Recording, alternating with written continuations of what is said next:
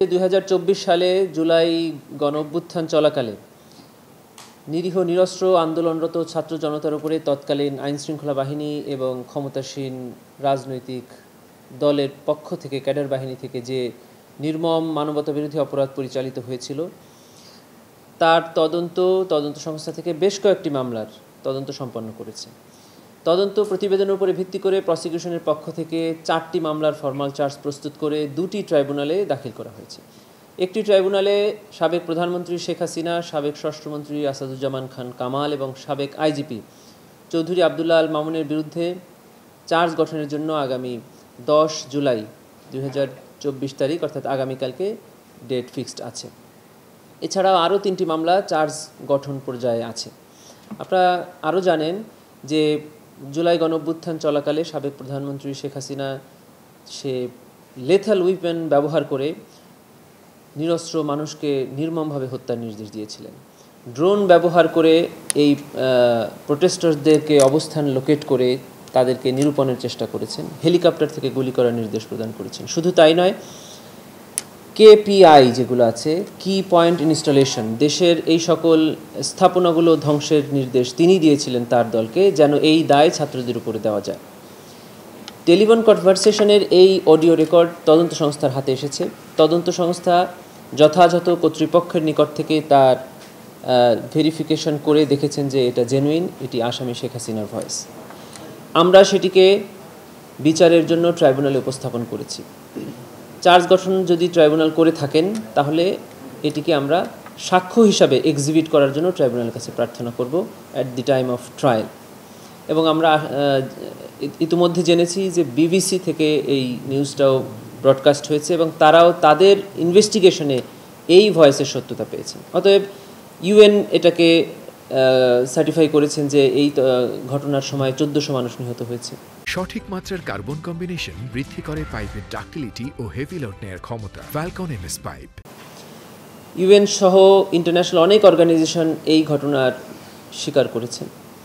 BBC, Al Jazeera সহ international অনেক media থেকেও আমাদের তদন্ত প্রতিবেদনের সাথে মিল রেখে তারাও বক্তব্য দিয়েছেন। আমাদের এই আইনের 19-এর 3 ধারা একটি বিধান আছে। সেটি হলো এই ধরনের আন্তর্জাতিক সংস্থা অথবা যে কোনো এনজিও অথবা সরকারি কোনো সংস্থা থেকে যদি এই ধরনের রিপোর্ট প্রকাশিত হয় তাহলে ট্রাইব্যুনাল কোনো প্রমাণ ছাড়াই তাদের জুডিশিয়াল নোটিশ এবং কমন নলেজে এই ধরনের ঘটনার কে সাক্ষ্য হিসাবে গ্রহণ করতে পারে। এটা আমাদের আইনে আছে। এর আগেও করেছেন, যেমন মুক্তিযুদ্ধ হয়েছে এদেশে, কত মানুষ নিহত হয়েছে, কত মানুষ আহত হয়েছে, এগুলো প্রমাণ করার কোনো দরকার নেই। আমরা এই ট্রাইব্যুনালে কিন্তু ফরমাল চার্জে এই আবেদন করেছি যে 24 সালে জুলাই গণঅভ্যুত্থান সংঘটিত হয়েছে, এটা প্রমাণ করার দরকার নেই, এটা জুডিশিয়াল নোটিস, এটা কমন নলেজ, এটা সবাই জানে। এবং যেসব ঘটনা ন্যাশনালি এবং ইন্টারন্যাশনালি আনডিসপিউটেড সেগুলা আমাদের প্রমাণ করার দরকার হয় না। তারপরেও তার সকল প্রমাণ আমরা ট্রাইব্যুনালে দাখিল করেছি। যদি চার্জ ফ্রেম হয় আমরা সেটা সাক্ষ্যের মাধ্যমে ট্রাইব্যুনালে উপস্থাপন করব। আমরা করেছি পুলিশের ক্রাইমস ইনভেস্টিগেশন ডিপার্টমেন্টের পক্ষ থেকে আমাদেরকে একটি রিপোর্ট দেওয়া হয়েছে এবং বলা হয়েছে যে এই ভয়েসটা জেনুইন এবং এখানে যিনি কথা বলেছেন তিনি এই মামলার আসামি। এবং তার ইতিপূর্বে তার যে বক্তব্য ছিল বিভিন্ন মিডিয়াতে দেওয়া, বিশেষ করে বিটিভিতে দেওয়া, সেই সকল বক্তব্যের স্যাম্পল তারা নিয়ে সেখানে তাকে মার্চ করে ক্রস ম্যাচ করে দেখেছেন যে এটাই তার বক্তব্য।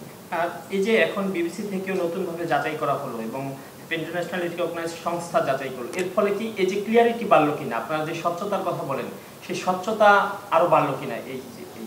এটাই হলো জুলাই গণঅভ্যুত্থানের আগের ট্রাইব্যুনাল এবং গণঅভ্যুত্থানের পরের ট্রাইব্যুনালের পার্থক্য। আগের ট্রাইব্যুনালের কোনো বিচার, কোনো স্টেপসই ইন্টারন্যাশনালি রিকগনাইজড হয়নি এবং তারা স্পষ্টই বলেছে যে এই বিচারকে তারা আন্তর্জাতিকভাবে স্বীকৃতি দিচ্ছে না। আর আমাদের এখানে তদন্ত প্রতিবেদন দাখিল করার আগেই ইউএনের তদন্ত প্রতিবেদনে এই ঘটনার সত্যতা পেয়েছে।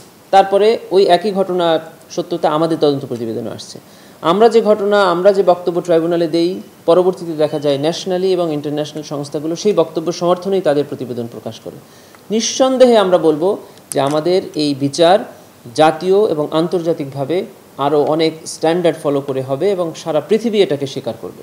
যাত্রাবাড়ি মামলার তদন্ত গিয়ে আমাদের তদন্ত সংস্থা দেখেছেন প্রায় 1.5 কিলোমিটার হলো প্লেস অফ অকারেন্স মানে স্পট, এবং সেখানে শতাধিক ব্যক্তি নিহত হয়েছেন এবং হাজার হাজার ছাত্র জনতা আহত হয়েছে। এই ঘটনার তদন্ত প্রতিবেদনটা সম্পন্ন করাটা একটু সময় সাপেক্ষ, যার কারণে প্রসিকিউশনের সাথে আলাপ করে তদন্ত সংস্থা সিদ্ধান্ত নিয়েছে যে তারা ভিকটিম ওয়াইজ অথবা একটা ছোট ছোট প্লেস অফ অকারেন্স করে আলাদা আলাদা তদন্ত প্রতিবেদন জমা দিবে। এই সিদ্ধান্ত নিয়ে আমরা ইনভেস্টিগেশন এজেন্সি এবং আমরা একমত হয়েছি যে ওখানে যে কয়টি কেস খুব সহজে সলভ করা সম্ভব সেই কয়টি কেসের তদন্ত খুব শীঘ্রই ওনারা যেন ছোট ছোট আকারে দাখিল করে। ওনারা সেইভাবেই কাজ করে যাচ্ছে।